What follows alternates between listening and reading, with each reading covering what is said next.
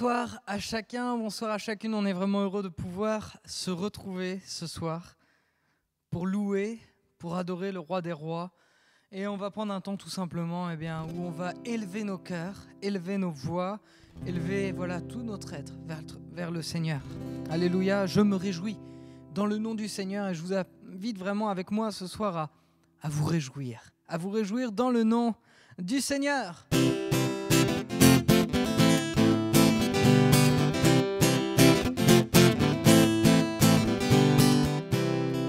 Je me réjouis dans le nom du Seigneur. Je me confie dans le nom du Seigneur. Je lève les mains dans le nom du Seigneur. Je chante de joie dans le nom du Seigneur. Je célébrerai le nom de celui que mon cœur aime. Oui, je bénirai le nom de mon Sauveur. Je célébrerai le nom de celui que mon cœur aime. Oui, je bénirai le nom du Seigneur. Je me réjouis dans le nom du Seigneur. Je me réjouis dans le nom du Seigneur. Je me confie. Je me confie dans le nom du Seigneur. Tu es tout pour nous, Seigneur. Nous voulons te louer. Je lève les mains dans le nom du Seigneur. Voulons lever nos mains vers toi, Seigneur. Oh, je chante de joie dans le nom du Seigneur. Je célébrerai le nom de celui que mon cœur aime. Oui, je bénirai le nom de mon Sauveur. Je célébrerai le nom de celui que mon cœur aime. Oui, je bénirai le nom du Seigneur.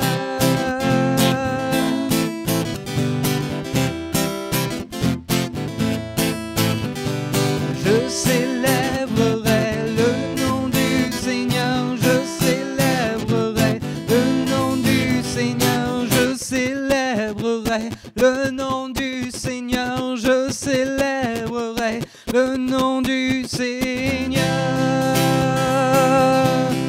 Je célébrerai le nom de celui que mon cœur aime.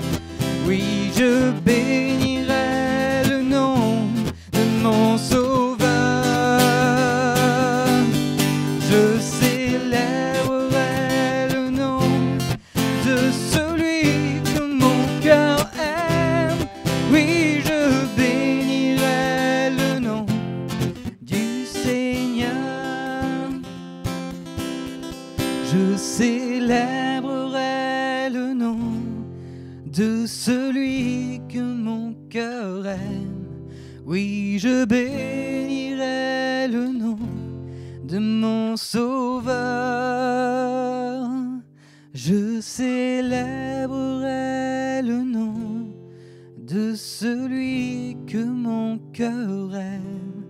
Oui, je bénirai le nom du Seigneur. Alléluia. Voulons bénir ton nom ce soir, Seigneur. Parce que tu es digne de louange, tu es digne de recevoir, Seigneur Jésus, l'adoration. Ce nom qui a été élevé au-dessus de tout autre nom. C'est le nom de notre ami, c'est le nom de Jésus. Alléluia. Alléluia. Et combien on veut tout simplement prendre ce temps de recueillement où nous voulons considérer la puissance, la beauté de la personne de Jésus.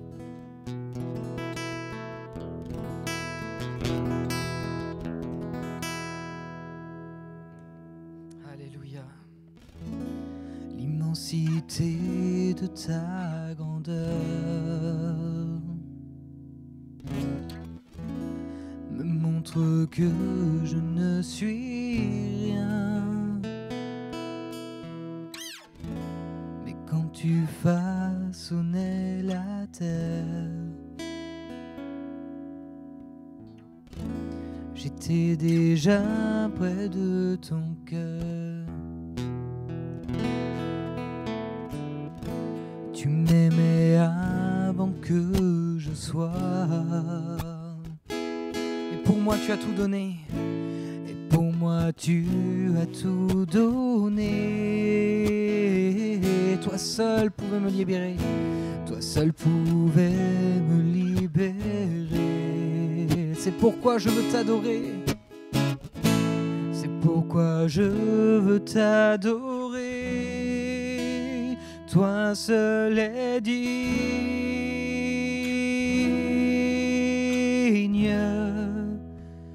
de recevoir louange et gloire pour l'éternité. Toi seul est digne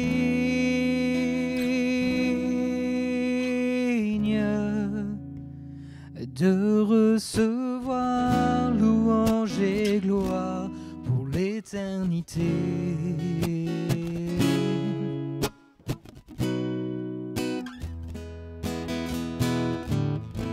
Dans ta présence je me tiens, car tu as ce dont j'ai besoin. La joie, la vie et le bonheur sont dans tes parvis, mon Seigneur. Sont dans tes parvis, mon Seigneur. Toi seul est digne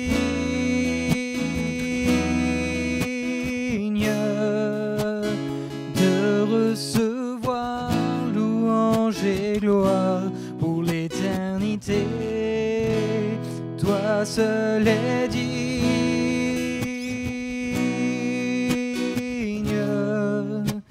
de recevoir louange et gloire pour l'éternité. Alléluia. Alléluia.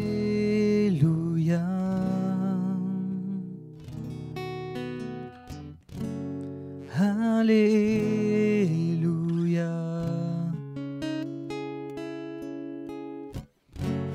Alléluia.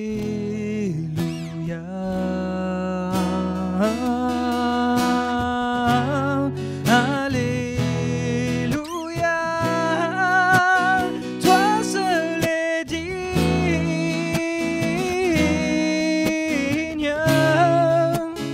de recevoir louange et gloire pour l'éternité. Toi seul est digne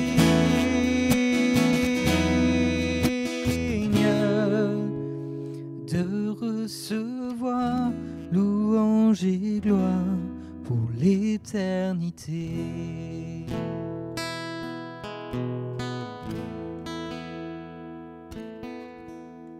Alléluia.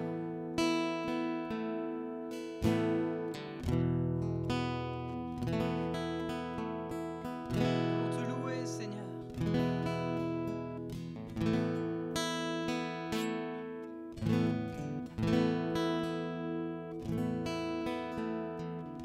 Alléluia, Seigneur Jésus. Toi seul est digne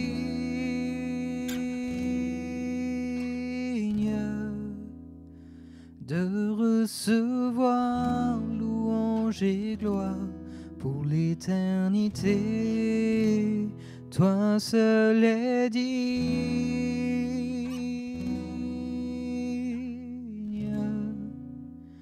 de recevoir louange et gloire pour l'éternité.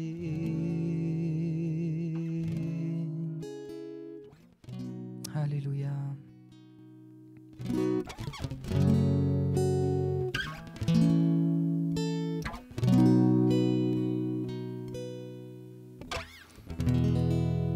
Alléluia. Voilà, je vais vous inviter avec moi tout simplement à prendre un temps où on va louer le Seigneur. Là, individuellement, alors qu'on est dans la présence de Dieu, voulons élever nos cœurs vers toi, Seigneur, parce que nous sommes là devant toi. Et voulons, Seigneur Jésus, tout simplement te dire encore ce soir combien nous t'aimons, Seigneur. Combien nous sommes heureux, Seigneur Jésus, de nous retrouver là devant toi, dans ta présence, devant ta personne, Seigneur Jésus. Il n'y a rien de plus beau qui ne soit donné à l'homme que de se recueillir, de se placer devant toi.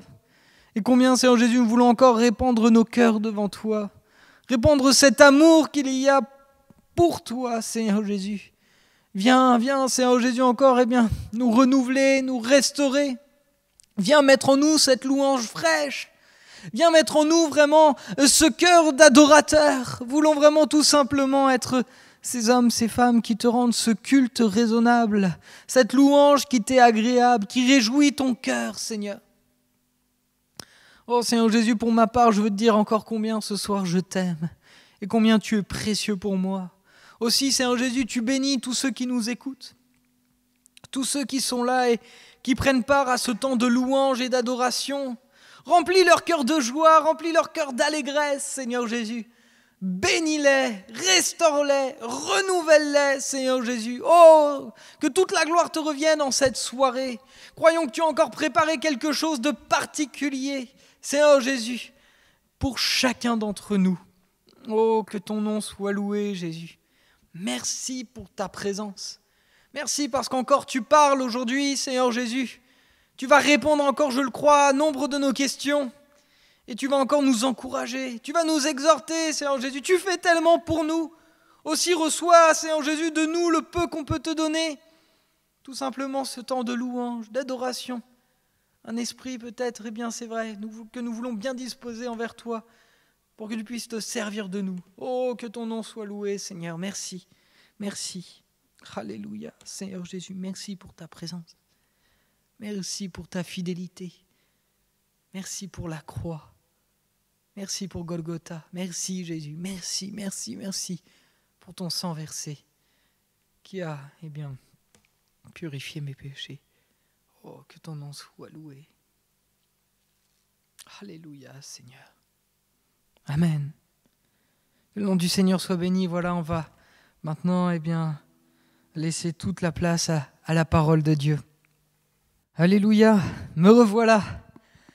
Combien on est heureux de tout simplement passer ce temps devant Dieu. Je suis heureux également de pouvoir partager ces moments avec vous, parce que je crois que Dieu veut parler à chacun d'entre nous et Dieu nous a donné sa parole qui est efficace, cette parole qui est vivante et cette parole qui, je le crois encore aujourd'hui, veut parler à nos cœurs.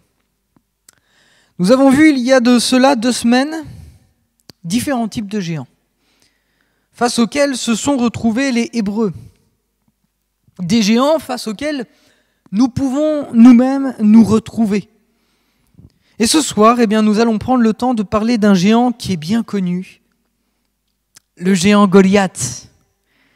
Tous ou presque ont entendu parler de ce récit.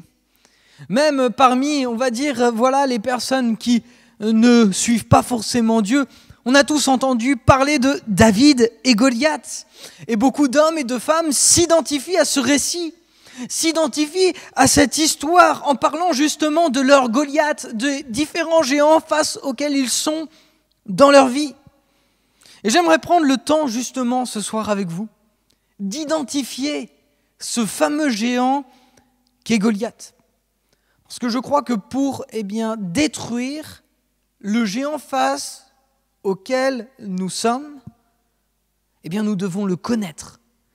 Et justement, la Bible, dans le fameux récit de David et Goliath, nous donne tout un tas de détails sur l'ennemi de David, l'ennemi d'Israël, mais également sur un des ennemis, et notamment l'ennemi dont on va parler tout à l'heure, face auquel nous sommes.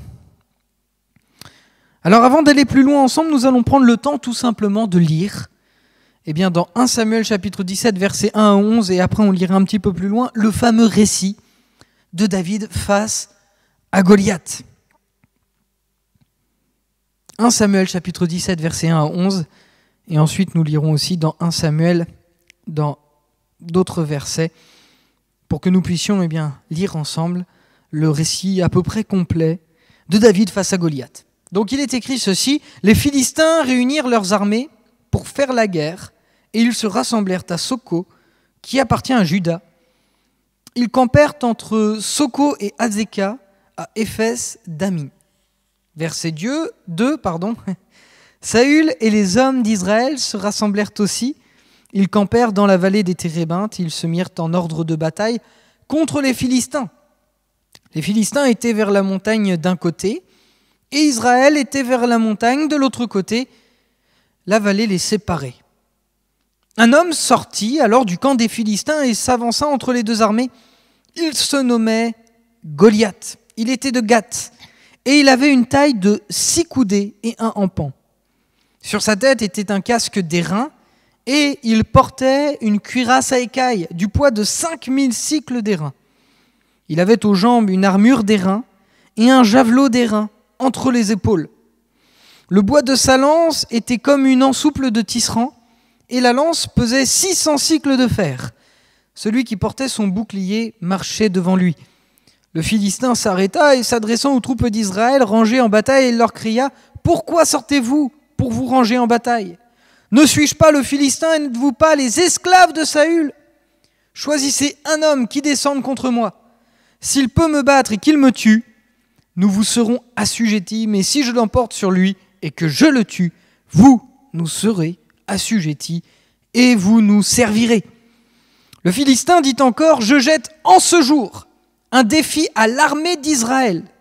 Donnez-moi un homme et nous nous battrons ensemble. » Saül et tout Israël entendirent ces paroles du Philistin et ils furent effrayés et saisis d'une grande crainte. Maintenant, on va passer au verset 41 jusqu'au verset 51.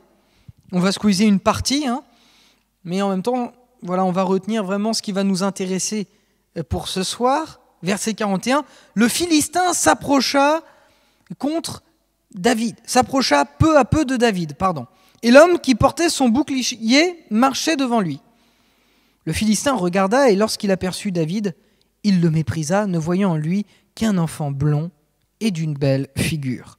Verset 43, le Philistin dit à David : « Suis-je un chien pour que tu viennes à moi avec des bâtons ? » Et après l'avoir maudit par ses dieux, il ajouta : « Viens vers moi, et je donnerai ta chair aux oiseaux du ciel et aux bêtes des champs. » David dit aux Philistins : « Tu marches contre moi avec l'épée, la lance et le javelot. Et moi, je marche contre toi au nom de l'Éternel des armées, du Dieu de l'armée d'Israël, que tu as insulté. Aujourd'hui, l'Éternel te livrera entre mes mains, et j'abattrai, et je te couperai la tête. Aujourd'hui, je donnerai les cadavres du camp des Philistins aux oiseaux du ciel et aux animaux de la terre, et toute la terre saura qu'Israël a un Dieu. Et toute cette multitude saura que ce n'est ni par l'épée ni par la lance que l'Éternel sauve, car la victoire appartient à l'Éternel, et il vous livre entre nos mains. » Aussitôt que le Philistin se mit en mouvement pour marcher au-devant de David, David courut sur le champ de bataille à la rencontre du Philistin. Il mit la main dans sa gibecière. Il prit une pierre et la lança avec sa fronde. Il frappa le Philistin au front, et la pierre s'enfonça dans le front du Philistin, qui tomba le visage contre terre. Ainsi, avec une fronde et une pierre, David fut plus fort que le Philistin. Il le terrassa et lui ôta la vie, sans avoir d'épée à la main.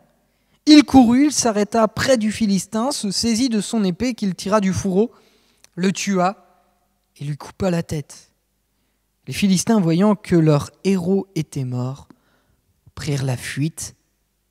Amen.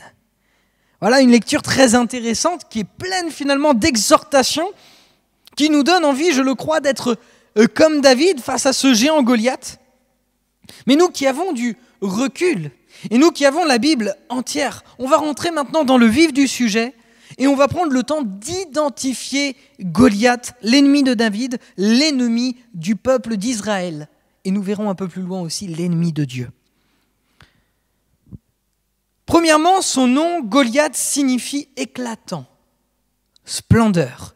Rien que son nom nous donne de voir face à quel type de personnage nous sommes. Un homme considéré, portant un nom qui manque quand même, reconnaissons-le, d'humilité. Quand on parle de Goliath, c'est un nom qui ne nous laisse pas indifférents.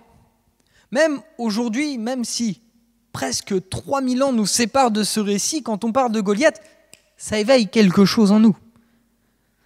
C'est un nom qui ne laisse pas indifférent. Éclatant, splendeur. Maintenant, voyons quelques caractéristiques de son caractère. Premièrement, la chose que nous voyons, c'est que c'est un menteur. Il va traiter les soldats d'Israël d'esclaves de Saül. Donc finalement, Goliath va positionner les soldats de Saül, donc les soldats de l'armée d'Israël, comme étant des victimes sous le poids, sous le joug pesant d'un roi qui s'appelle Saül.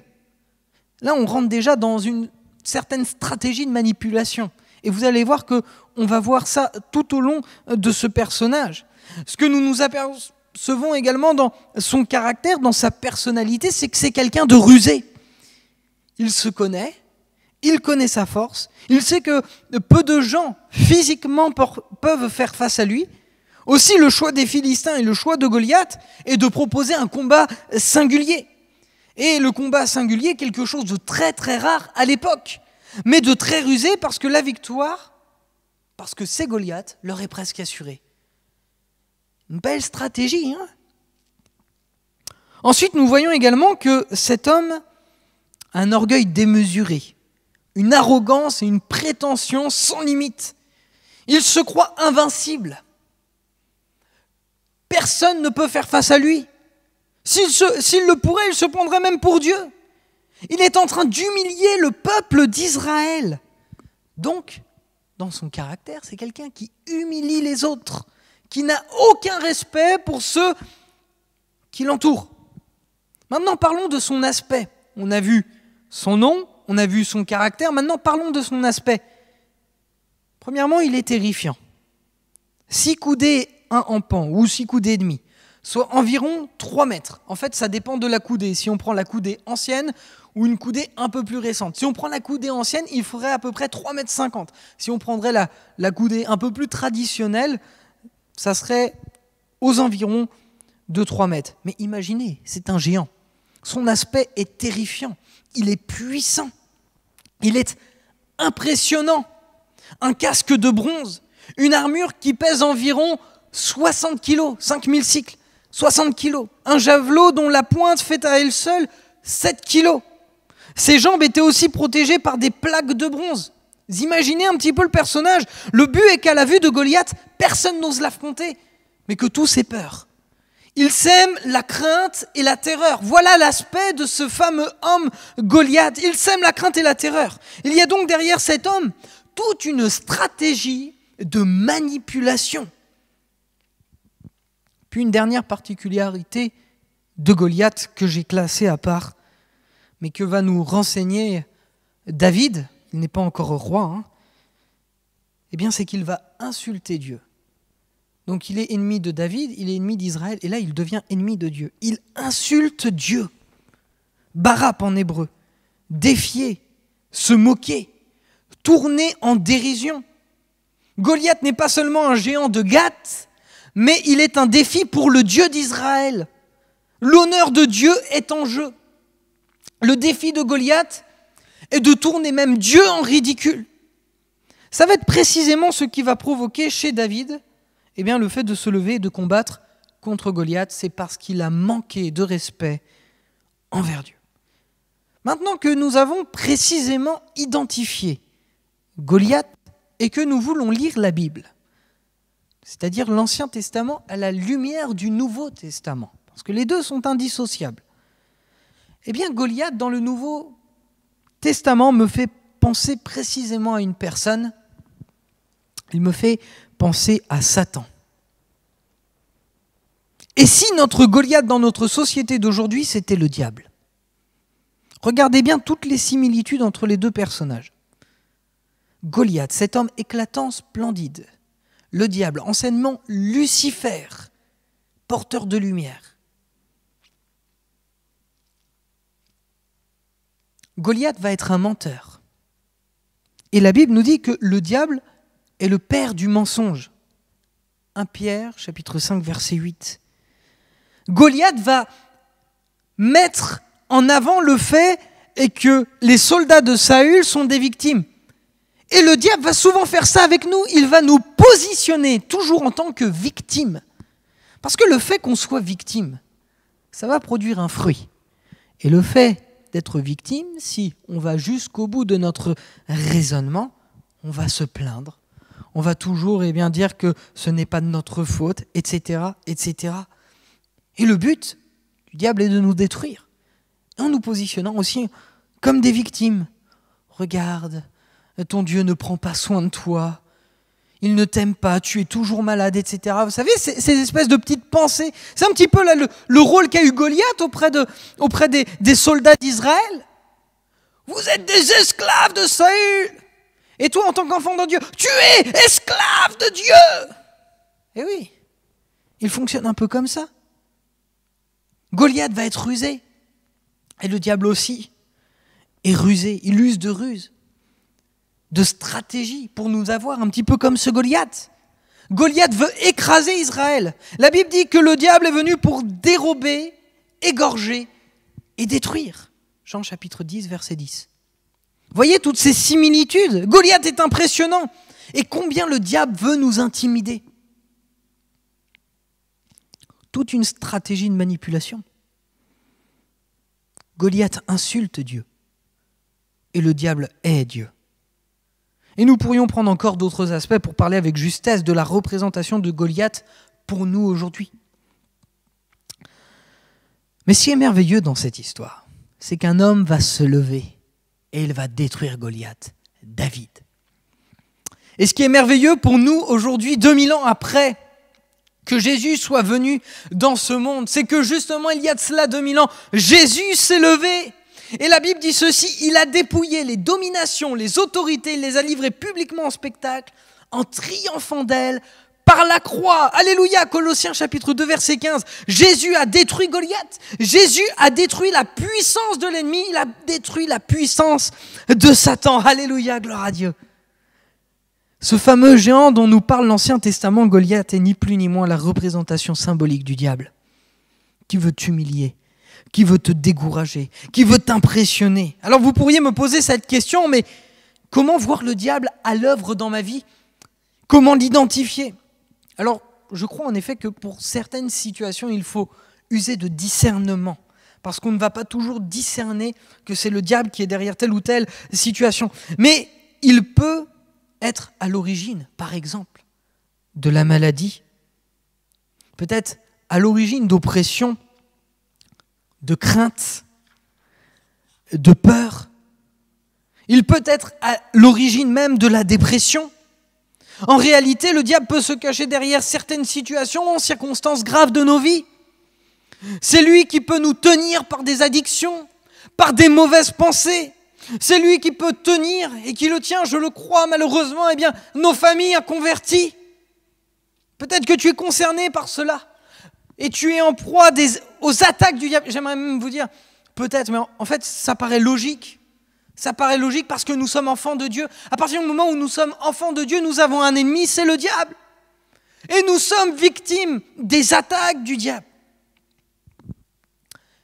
Et comme tu es concerné parce que tu es enfant de Dieu, et si tu ne l'es pas, je t'invite vivement à prendre part à ce combat. Tu dois combattre. Tu dois te lever, tu dois prier, tu dois prendre position et autorité dans le nom de Jésus-Christ. Moi, j'aime beaucoup le film War Room. Il y a même une prédication que j'ai faite ici à Narbonne qui s'appelle War Room. Pour ceux qui l'ont vu, c'est précisément ce que cette femme a fait. À un moment donné, elle s'est positionnée dans la prière, dans sa maison, et elle a pris position face au diable. Alors, ça paraît très américanisé, c'est vrai, mais en attendant, c'est la réalité. Ni plus ni moins, à un moment donné, nous devons prendre position et nous positionner contre l'ennemi de nos âmes, le diable. Tu dois te positionner. Et pour ceux qui ont vu ce film, ça représente un petit peu ce qu'on doit faire. Et regardez ce détail très intéressant. On continue sur David face à Goliath. David va terrasser Goliath avec une pierre. Une pierre. Et regardez ce que Jésus a dit de lui-même dans Matthieu chapitre 21, verset 44. « Celui qui tombera sur cette pierre, donc il parle de lui, s'y brisera, et celui sur qui elle tombera sera écrasé. » Et j'aimerais te dire, ce n'est pas toi qui vas écraser le diable dans ta vie, mais c'est Christ. Et il l'a déjà fait. Je ne sais pas ce que tu vis, je ne vois pas le diable partout. Mais pourtant, je crois qu'il se cache derrière beaucoup de situations de nos vies qui nous paraissent compliquées. Et aujourd'hui, nous devons prendre position face à ce Goliath qui est dans nos vies, face à l'ennemi de nos âmes. On doit prendre position face à Satan. Et comme David osait se lever, osait combattre, il est le seul parmi toute une troupe d'Israël. Tout le monde avait peur, et ça va être un petit jeune homme, un beau blond, avec une belle figure comme le décrit Goliath, qui va oser combattre. Tu dois combattre. Endosse le rôle de David dans ta vie. L'apôtre Paul va dire une chose très intéressante. Nous n'avons pas lutté contre la chair et le sang, mais contre les dominations, les autorités, les princes de ce monde de ténèbres, les esprits méchants dans les lieux célestes. Et un peu plus loin, il dira, faites en tout temps toutes sortes de prières. Donc dans la prière, tu dois te positionner face à l'ennemi. Et tu dois combattre contre les dominations, les autorités, les princes de ce monde de ténèbres, les esprits méchants dans les lieux célestes. Nous devons nous lever et nous devons dire stop. Stop. Prendre autorité dans le nom de Jésus. Car Christ a tout accompli pour nous. Et c'est à nous maintenant, possédant son autorité, de nous lever contre Goliath, contre l'ennemi de nos âmes, et de ne plus être le jouet entre ses mains. Jésus dira ceci. Matthieu chapitre 18, verset 18. Notez ces références. Je vous le dis, en vérité, tout ce que vous lirez sur la terre sera lié dans le ciel, et tout ce que vous délierez sur la terre sera délié dans le ciel. Si tu lis la puissance de l'ennemi dans ta vie, ici-bas, sur terre, il n'y aura plus de possibilité pour lui d'agir, tout simplement. Jacques chapitre 4, verset 7 dit ceci, « Résistez au diable, et il fuira loin de vous. » On va s'arrêter quelques instants sur ce passage-là. Pour lui résister et pour qu'il puisse fuir, il faut à un moment donné se positionner. Ça, je ne fais que de le dire depuis tout à l'heure. Mais regardez, le terme grec antistémie, donc qui est traduit par résister, peut signifier être contre, s'opposer. Et moi, je te pose cette question. T'es-tu déjà opposé au diable et au plan qu'il a contre toi? Contre ta famille, contre tes enfants, contre ceux qui sont autour de toi. Dieu a pour nous des projets de paix et non de malheur. Il a pour nous un avenir et de l'espérance. Alléluia. Mais le diable, qui est notre ennemi, parce que nous avons choisi de suivre Christ, et de toute façon, même si on ne l'a pas choisi, ça reste aussi l'ennemi des hommes, eh bien, il a des plans, des projets de malheur, parce qu'il veut nous rendre, malheureux. Alors, t'es-tu déjà opposé au diable et au plan qu'il a contre toi? Vous savez, tant que les œuvres du diable ne sont pas dévoilées dans ta vie, il a une certaine liberté. Si Dieu nous donne une autorité, c'est pas pour rien. C'est pour qu'à un moment donné, nous puissions en avoir l'usage. Donc si tu as cette autorité, prends autorité dans le nom de Jésus. Positionne-toi. Et j'aimerais te dire, si tu oses combattre, tu vas lui couper l'herbe sous le pied. Amen. Alléluia. Israël face à Goliath, un champion, c'est David. Mais nous, face à Satan, nous avons notre champion, c'est Jésus-Christ. C'est pourquoi, frères et sœurs, n'ayons pas peur de combattre, car nous ne craignons rien. Regardez ce que Jésus a dit à ses disciples, Luc chapitre 10, verset 19. « Voici, je vous ai donné le pouvoir de marcher sur les serpents et les scorpions, et sur toute la puissance de l'ennemi, et rien ne pourra vous nuire. » Rien ne pourra vous nuire. Alors de qui aurais-je peur? De qui aurais-je crainte? Je veux et je dois combattre. Tu dois combattre. Alors combattons ensemble pour l'Église. Et toi, combats pour toi, de ton côté, pour ta personne, mais aussi pour ceux qui t'entourent, pour ceux qui te connaissent, pour ceux qui connaissent le Seigneur, mais pour ceux aussi qui ne connaissent pas le Seigneur et qui sont sous l'emprise de Satan, qui veut les empêcher de parvenir à la vérité, c'est-à-dire de connaître Christ. Alors aujourd'hui, tu dois te positionner et aujourd'hui, tu dois devenir comme David. Tu dois te lever et tu dois combattre. Et c'est ce que je vous invite à faire là, tout de suite, avec moi. On va prendre quelques instants. Ce soir, la prédication était un peu plus courte, mais je voulais qu'on puisse retenir simplement cette idée-là. C'est que notre Goliath d'aujourd'hui, nous devons lui faire face. Et nous devons nous positionner. Et c'est ce qu'on veut faire. Et c'est ce que je veux faire avec vous là, en quelques instants. Vous aider, vous encourager à le faire pour que nous n'ayons plus à marcher à reculons contre cet ennemi, mais plutôt à marcher et à aller de l'avant et à foncer au nom de l'Éternel des armées. C'est ce qu'il va dire. Et regardez, il y a encore cette image de nom.